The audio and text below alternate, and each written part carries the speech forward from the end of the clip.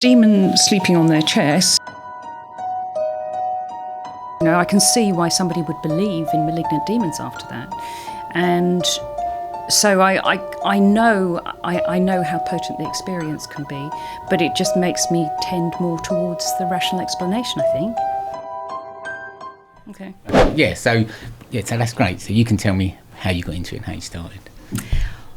Well, I think I've just always been fascinated by it. I mean, I grew up in an era when this sort of thing, sort of Forteana really, was very popular. There were magazines and TV shows and conspiracy theories. And you get a kind of frisson, a kind of thrill from it. It is thrilling and enjoyable. And I would have described myself definitely as a believer. I was interested in all sorts of things. And then as the years go on, I'm not really a believer now, but it still is fascinating for different reasons. Yeah. Where did the change come then from when you suddenly thought, not really sure if this is real? I think there was stuff that I always knew wasn't real, and I was always attracted to the sort of dark and macabre side of things. So I knew I had a sense at some point, I knew a lot about vampire and werewolf folklore, and I had a sense that they were the same thing somehow. There was something that united them, but I didn't know what it was. And I thought there must be some underlying theme. And then I think you just read all sorts of things over a period of years. Comparative religion is a very great thing. Yeah. You realise that various themes come through in religious and superstitious belief. And I had a very, very good comparative religion teacher at school, Miss McNear. She was amazing. And so that, I suppose, made me realise you could study these things in an impartial sense. And then getting into anthropology and psychology and all of these ologies, they've all got a different perspective to offer. And slowly over the years you realise that actually werewolves are great for fiction and for film and for thrills, but it's serious too. Where are you with religion then? Are you religious at all? No, not at all. Not at all. No, I'm afraid if you read too much of this stuff, you realise how arbitrary it all is, and that people who... it's fine. I don't mind at all people holding sort of beliefs in their heart. It's perfectly understandable. But I've seen so many of them that I can't take one more seriously than another. Where do you think people are? Because we do quite a few religious things here. And I've found interesting, I've had people around me who are not religious at all. Mm-hmm. And when they come to that hour where they're not well, they're dying, they reach back for some sort of religion. Why do you think they do that? Well, it depends who they are and how religious they were. I know there's been work done on this, and I can't remember the name of the researcher who did it.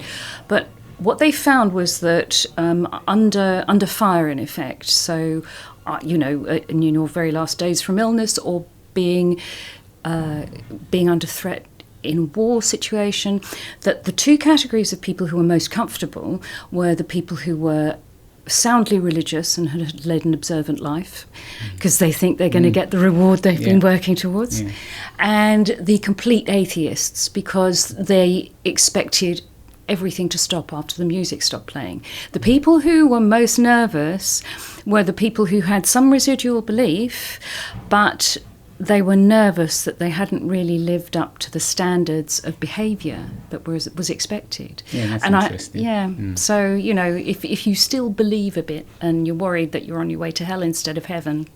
What do you think about, though, the comfort of that, people having that belief that there's something else and they're going to see their families? Would we take that away from people? Do you think people should still have that to believe in and comfort them? I think it's entirely up to them. I think it's fairly natural. I think thinking that somebody who's just evaporated because they've stopped breathing is highly counterintuitive. We're removed from death now. We quite often don't see the bodies of our loved ones. We don't watch people die. But that's very unusual for most of human history. You have watched people who you love kind of fade before your eyes, but they're still there. And it's how do you believe they've just evaporated? So I think it's counterintuitive. But what was that original point? No, I was just saying, how do we keep it as a comfort? Do we take it away from people? Do you take it? Yeah, I don't think it's something that you can give or take away. I think people either have that or they don't. And there are an awful lot of religious beliefs which aren't comforting at all. I mean, the idea that religion is there to function as a comfort, you only have to read the history of a lot of religion to realise it doesn't work like that. Yeah. Is there anything that you've had that's been very close to making you believe? Anything you've had to really think, I don't know about that? No, there have been a couple of experiences which have been closer to me taking on the rational explanation for anomalistic experiences. So I've had sleep paralysis, I've had sleep-associated hallucinations, I've had lucid dreaming. You have yourself? Oh, yeah. Oh, yeah, okay. Yeah, so I can imagine that if somebody has had sleep paralysis and they have hallucinated a demon sleeping on their chest, that would be an incredibly concentrating experience. You know, I can see why somebody would believe in malignant demons after that. And so I know how potent the experience can be, but it just makes me tend more towards the rational explanation, I think. Yeah. What about ghosts? When you get multiple people telling you the same thing, I saw a ghost in that room. Yeah. And now she's seen a ghost in that room, and now he's seen a ghost in that room. How do you explain why all these people are seeing it? Well, the first thing is that you very rarely get an immediate account when somebody comes straight out. So it isn't collected in the same way that the police would collect a witness statement, for example. So people have time to, and they do this unconsciously. I'm not saying anybody's lying. All of these myths and stories tend to get kind of optimized. They get polished into a good configuration, a memorable configuration. And there are some ideas that make sense from a supernatural point of view and some don't, that tend to be transmitted on. And then we also, we talk to each other. If you know about the green lady in the haunted room, well, what colour lady are you going to see if you hallucinate something? So these ideas are transmissible, and they don't happen in a vacuum, and the evidence isn't collected completely soundly. Yeah. If you had, say, like 5 people in a room who see something, how would you explain that? That's a harder one. You'd have to separate them all, first of all, completely straight away before they could talk to each other. And then you would also have to look at the environment and see if there was something that was helping them all to have a certain experience. So there's been work done on the kinds of environments that produce experiences. The colour of the room, for example. You're more likely to feel cold in a kind of a cool green room than you are in a red room, even if the temperature's the same. You're more likely to feel a bit nervous and to feel that, you've got to know where the exits are. If you're in a long, thin room than if you're in a large one. You've got to make sure there aren't sort of ambient noises that people are picking up on and misinterpreting. I had one of the most profound experiences of my life was when I was probably about 10 or so, and I was lying in bed, and I woke up, and it was as though I heard somebody pick up some gravel, like in a garage, like in a driveway. Yeah. And then I heard them sort of throw it up in their hand a bit so you could hear the bits of gravel hitting against each other. I could hear it. It was there. I could hear it. And this was in the dark, and I was waiting for the next thing. And the next thing was this person got this gravel and threw it against the radiator, and the radiator clanged. I heard it. It was a very, very strong experience. It terrified the life out of me. I was terrified to sleep in that room for the next 2 nights.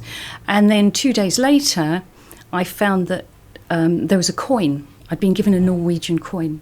I'd stuck it on a piece of paper with some sellotape. And what I'd actually heard was the tape slowly peeling.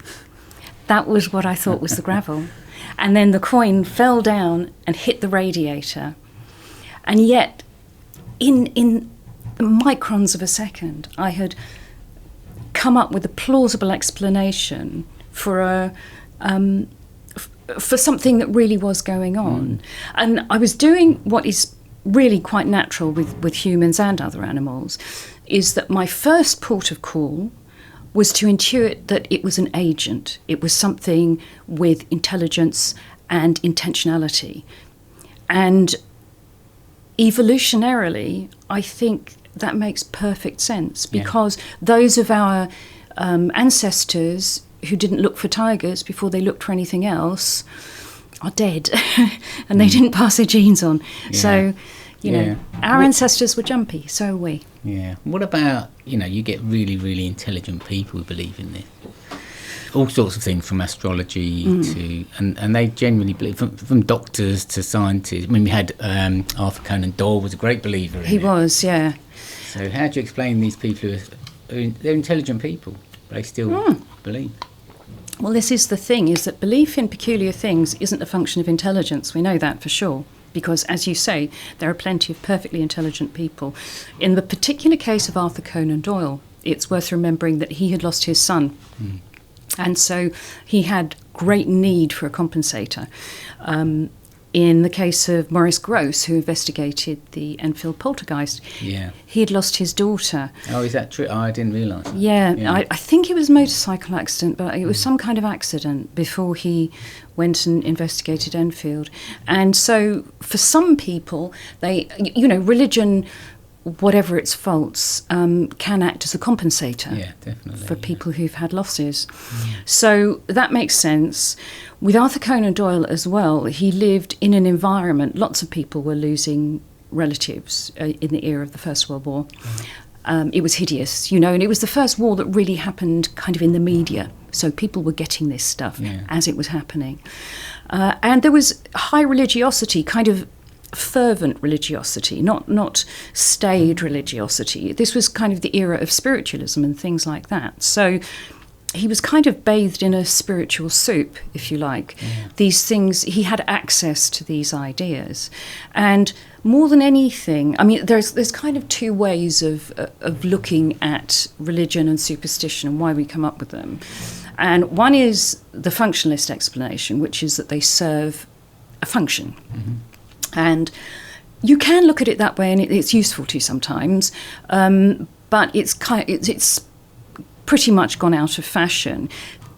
The other one, which I think is far more interesting, is to look at, is to see it as an emergent property of other things that we have. So our normal cognitive systems do things that throw up false positives all the time.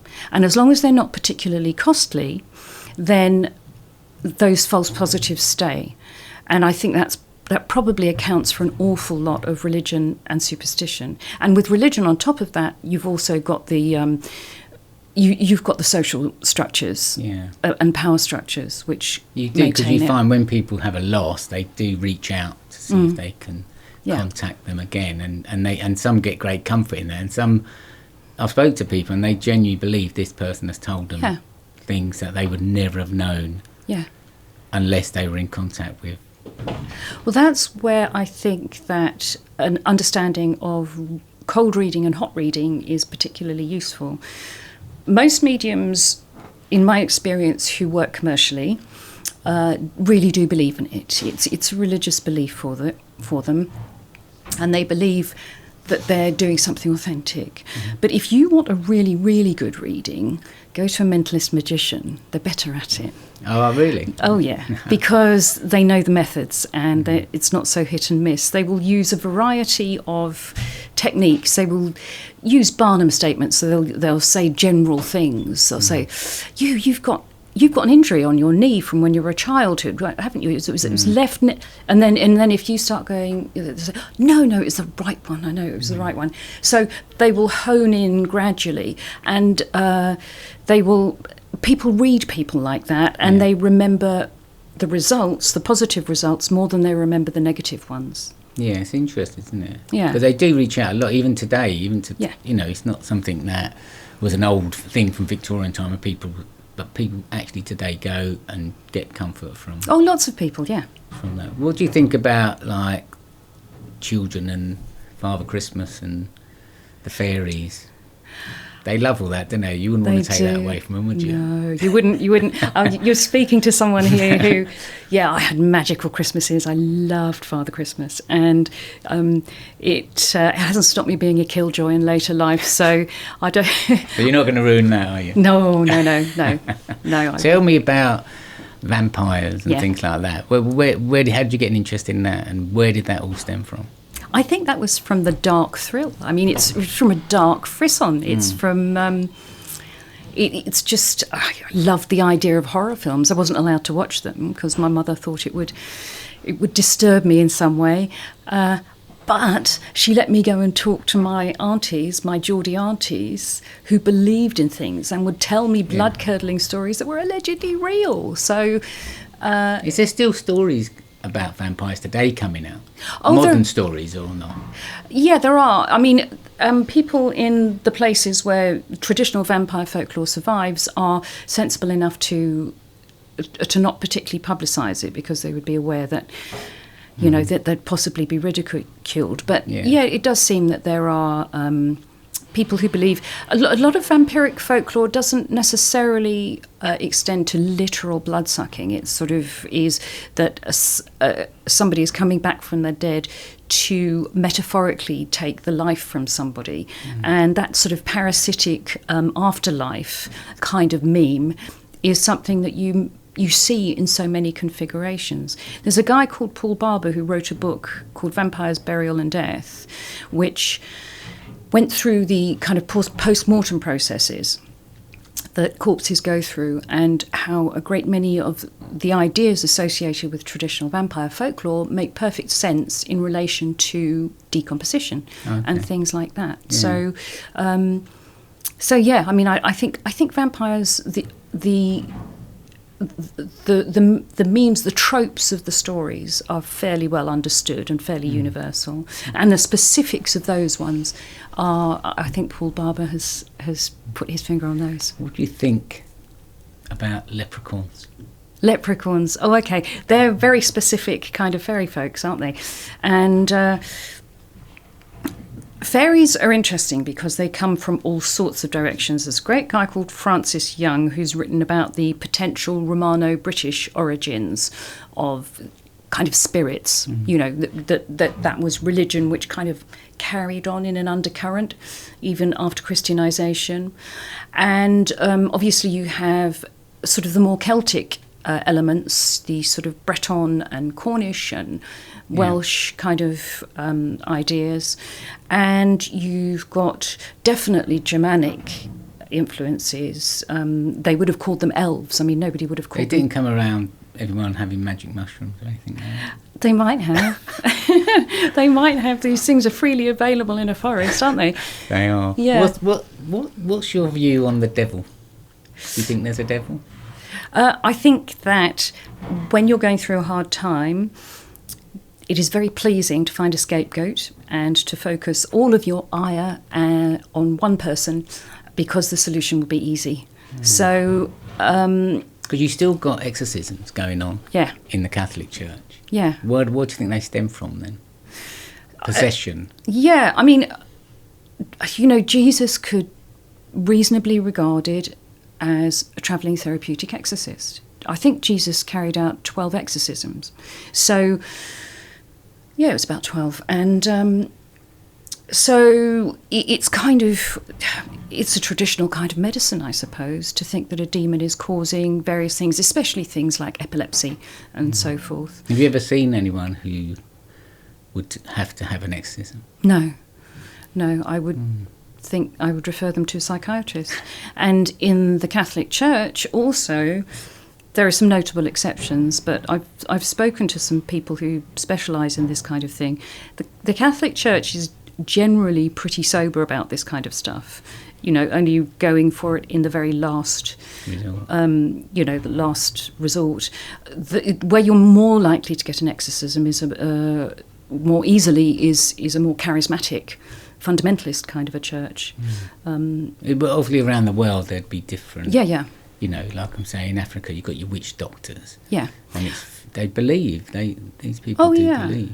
And also in traditional African religion, it's not always bad to be occupied by a spirit. In voodoo, which is a syncretic religion, it's a combination of traditional African religion and Catholicism. It's the whole point of a priest to be able to take on the spirit, which is recognised by its behaviour and its interests, and then this spirit will go and pick up whatever props have been left for it, a certain hat or a certain stick or whatever.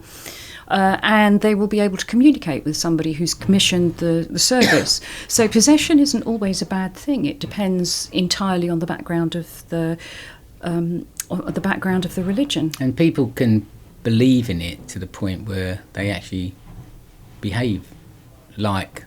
If the witch doctor says, I had an example of someone come in and they was telling me about the witch doctor, and basically he had broke his leg. The witch doctor got a chicken and broke the chicken's leg, tied up the chicken's leg, and basically said when the chicken's leg was repaired, his leg would be repaired. Yeah. And he believed that, totally. Yeah. Well, that's sympathetic magic. That's the idea that you do something to an object and then it will have an effect on something that's a distance away from it. Mm. And it's a very strong strand in magic. And it's it's a very powerful placebo as well, because if you've got somebody who's worried that they're not going to survive or they're not going to get better, then legs do get better, and chicken legs do get better too. So you can believe that something supernatural is happening, but chances are it's natural processes in both the man and the chicken. Where are you on things like tarot cards and astrology? I think the tarot is an interesting system of symbols, and that again it's rather like cold reading for spiritualists and mediums, in that they can be the meaning of the cards can be highly ambiguous, and they can be very important in relation to other cards next to them. So for a start, somebody normally comes and asks you a question, so you don't start talking about whether their car's carburettor is going to get fixed if they've asked about whether their child has bronchitis. Mm-hmm. So you've narrowed down already, and then you can see from the person's reaction as to whether or not this is relating to their problem and whether or not they feel it will help them. The origins of the symbols in the tarot are fairly well understood. Yeah. Well, do you think there's like a danger sometimes when people give out people information, especially on relationships and things like that, and they say, get out of that relationship, or da-da-da-da-da, that can be dangerous as well? I certainly think it's very dangerous to become dependent on a person who sells these kinds of services for their advice, because if you go to a psychotherapist, they're supposed to help you understand yourself and to understand the options that you have. Yeah. No self-respecting psychotherapist will say you must leave your husband. Yeah. So I think that if somebody is being dictated to by a spiritual therapist, or if they're becoming dependent upon them, if they go to them too often, it's a bad sign.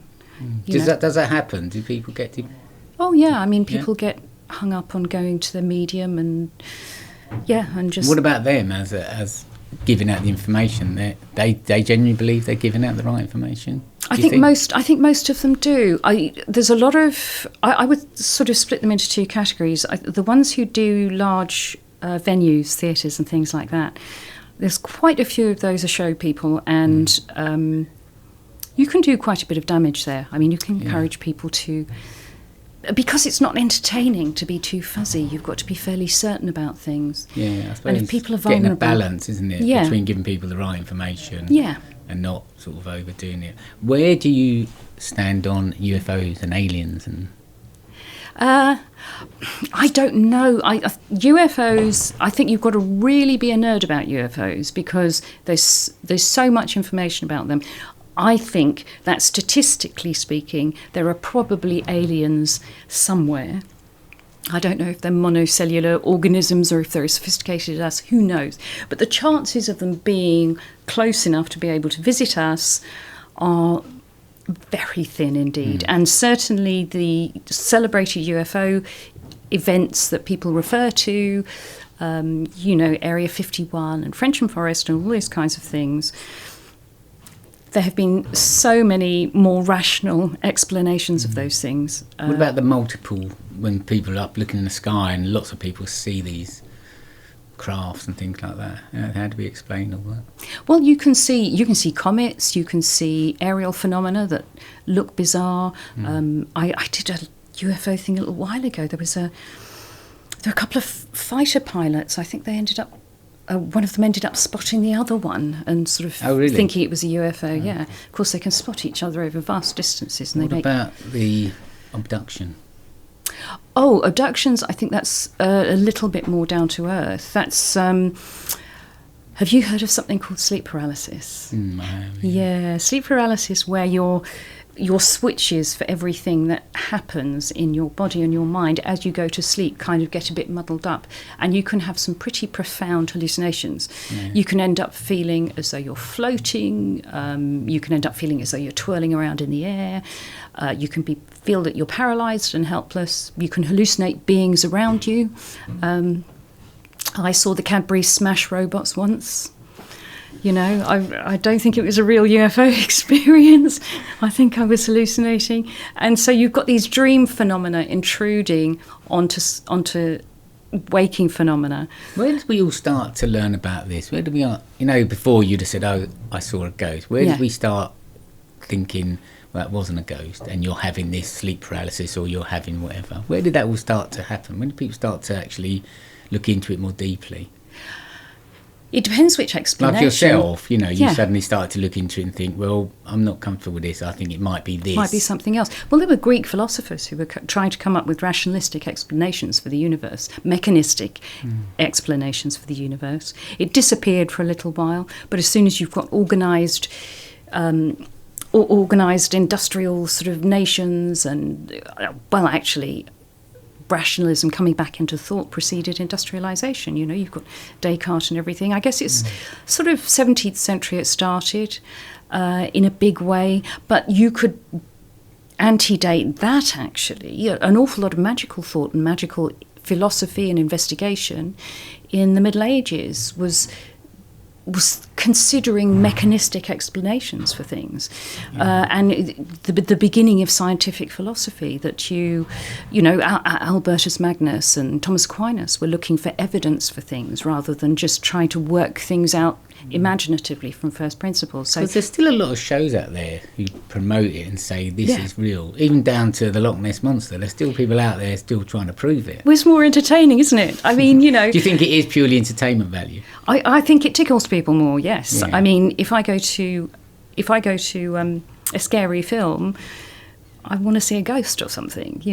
Of course, it's just, and more people believe in it as well. So if you're going to appeal to an audience, I'm one of the regular experts on Uncanny, which is a tremendously popular podcast on the BBC, and that there are theatre appearances every so often, and I know I'm not going to be the most popular person on the stage. It's just the people there are going to, 80% of them I think are default going to be with Evelyn. Is there still things happening now that are, say, happening today where someone saw something, a ghost, whatever, and they're looking for someone to sort of either disprove it or prove it? There are lots of people who have strange experiences, and I think that one of the things that's most interesting and probably sheds a light onto how people believe things is that a lot of these things are socially driven. So 100 years ago, you might have had fairies or spirits that you could contact through spiritualists. Then there was a fashion for angels, which is still with us. Yeah, we had one. Yeah, so, you probably, 150 years ago, somebody making contact with angels wouldn't have made anywhere near as much sense. But now it's a kind of social contagion. There was an angel. It was the Angel of Mons. Was a kind of a socially transmitted idea in the First World War. But now angels are a big thing. So if angels are always around in the same proportions as they always were, why are we talking about them now and not so much in 1950? Let me give you a scenario of a young lady who was in here. Yeah. So she said she was in a car crash and she woke up in hospital. She didn't have nothing wrong with her at all. And she'd gone under a lorry, should have been whatever, the fire brigade took her out and everything. She ended up in hospital, had a phone call from her daughter and said, "Oh, Mum, I've had a phone call from someone. They said they were in the car with you and that you was in this accident, da-da-da-da-da." And her recollection was obviously there was no one in the car. XXX wakes up in hospital, been in this serious accident, and there's nothing wrong with her. But she thinks this person who was in the car was an angel. Was always looking after her. Well, she was very lucky to have an accident like that and get away with it, wasn't she? That can be really nasty. In that particular case, I don't know which order the story got told in, who experienced what first. Certainly it's not a unique experience. Lots of people do have experiences like that, and also perfectly sane people have experiences.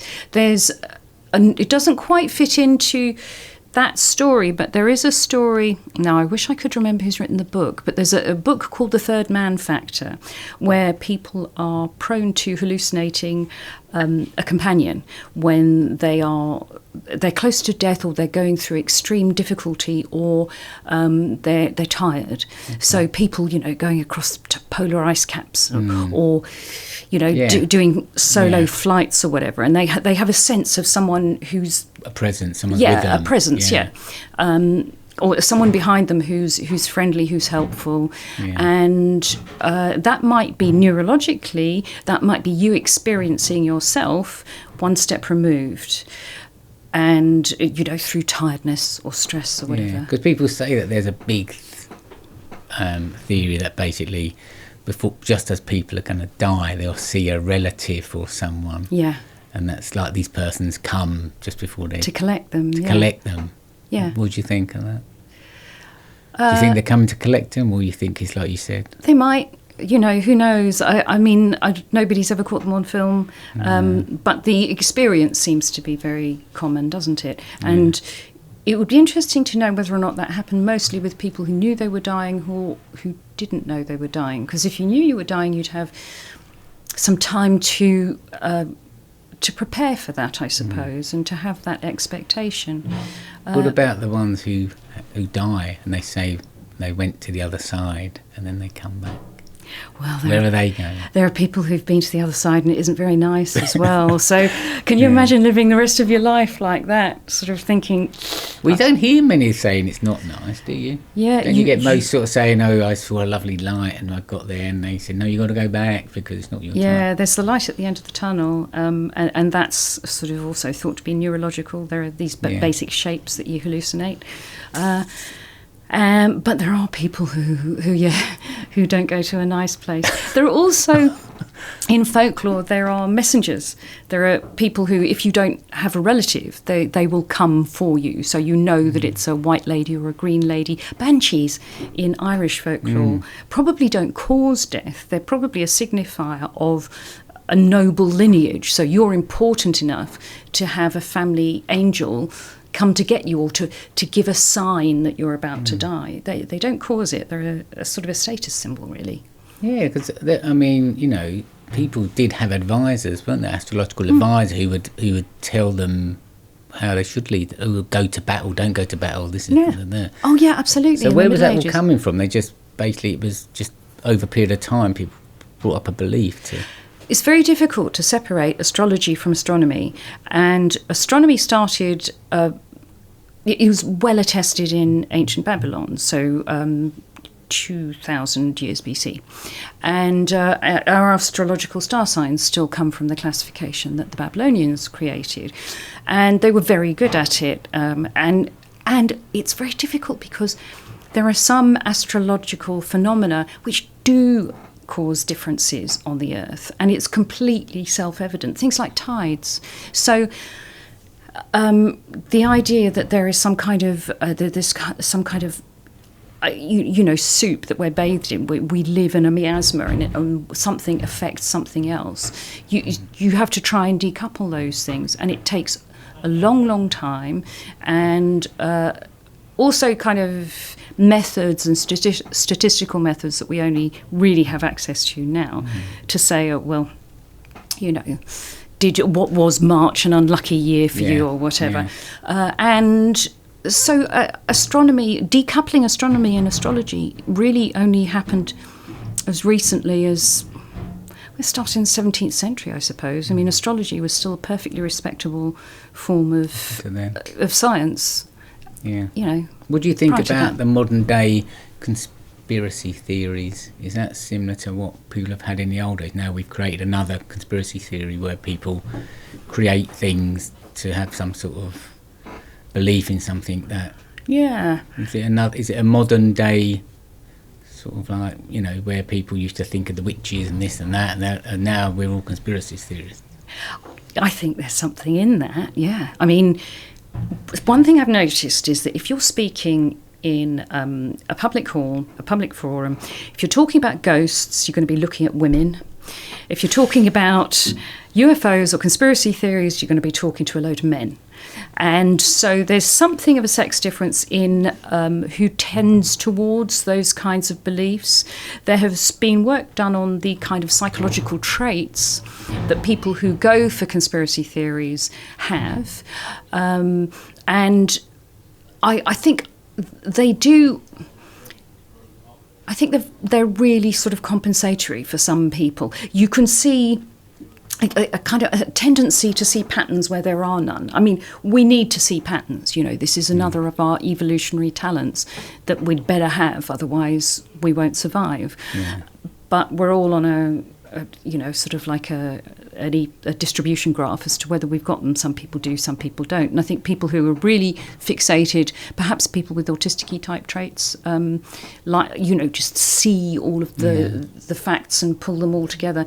But under times of stress, it gives you a tremendous sense of agency as well, because you can choose one scapegoat and you can kind of concentrate on it and think, well, if only we fixed this, then the world would be okay.